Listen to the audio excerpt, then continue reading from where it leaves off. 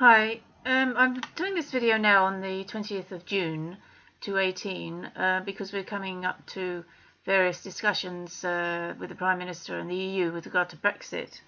And I'm just putting forward to you now that we perhaps try and vote via this video, via the petition that I've set up, which you'll find the link below this video clip in the editorial section.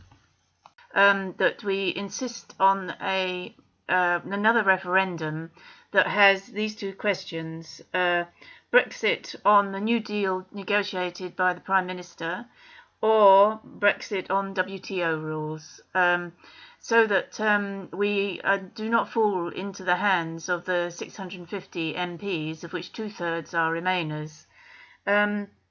Because now the Remainers would say it's going to be national suicide if we actually Brexit, because they say the economy will collapse, it will be a recession and various other things. So, and I would agree there that the economy will be affected. It's true, you can't have such a major change and there not to be an adjustment, but there is that. But we have had many people, including two ex-chancellors of the Exchequer, those who have managed the economy for us, and numerous other mainstream well-qualified MPs who are happy to Brexit, have voted Brexit, push for Brexit, because they say that the trade that is developing in the world more is throughout the world, not just in the EU.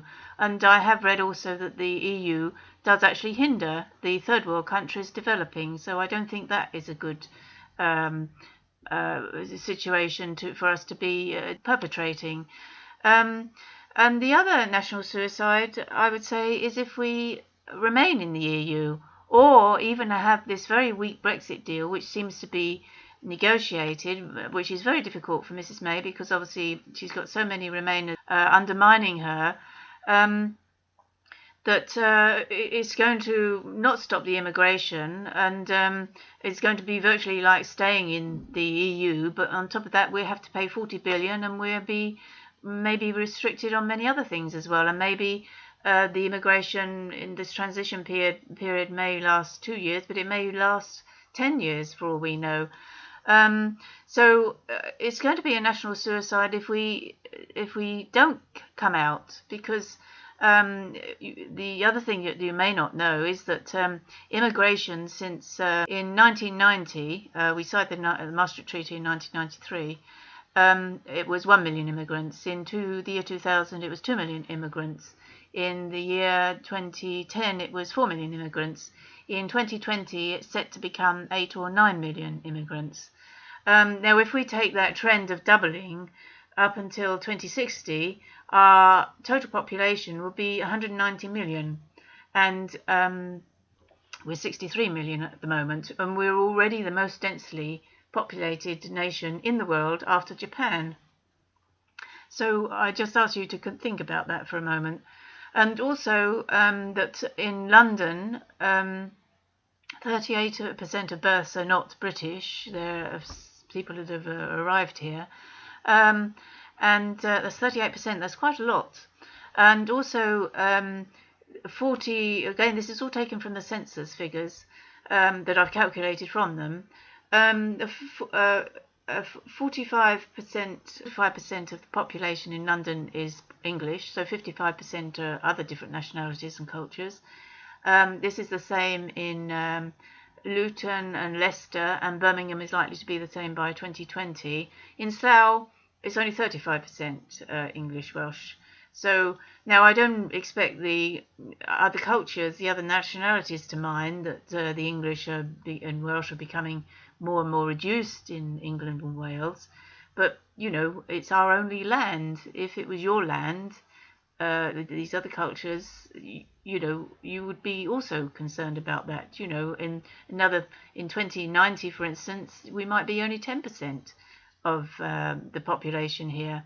So I just ask for a little bit of consideration from other nationalities here, but also other nationalities that are here and other immigrants that are here already.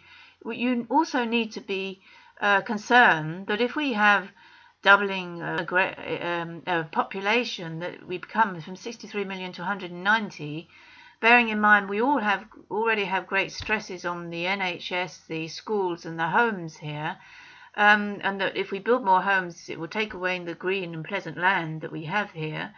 So it won't be so pleasant. And also there's a case that already I've heard that there are water shortages here, if we get a little bit of hot weather. Now, if we've got such a major population, we will have major water shortages. Now, I know in the third world, or in Africa and other nations where there's war, they suffer many things. But if we also are in such a state that we're as poor as Africa, or we can't help ourselves, and we can't help others. So I just ask for everybody to step back and reconsider what we're doing at the moment. And even with regard to Europe, we've got mass immigration coming from these other countries that are war-torn or just wanted to get a better life. But a lot of these other nationalities, they have numerous children, and this is what actually causes poverty in a nation. Part of the reason that Europe has been so successful and is able to care for its people with NHS and welfare and that sort of thing is because we limit our children. We maybe have one or two. And even those in poverty are the people that are generally not educated and so just have children. This is past when we've already learned that is going to cause us problems. So I just ask that everybody signs this petition, shares it, because I think this is the last chance for Britain, and maybe even for Europe.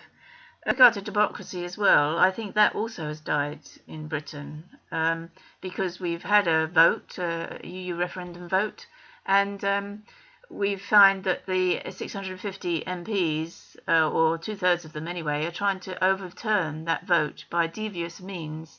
And we can't trust them. I certainly don't want them to have the meaningful vote, the only meaningful vote, which will just cause them to weaken the Brexit deal even more.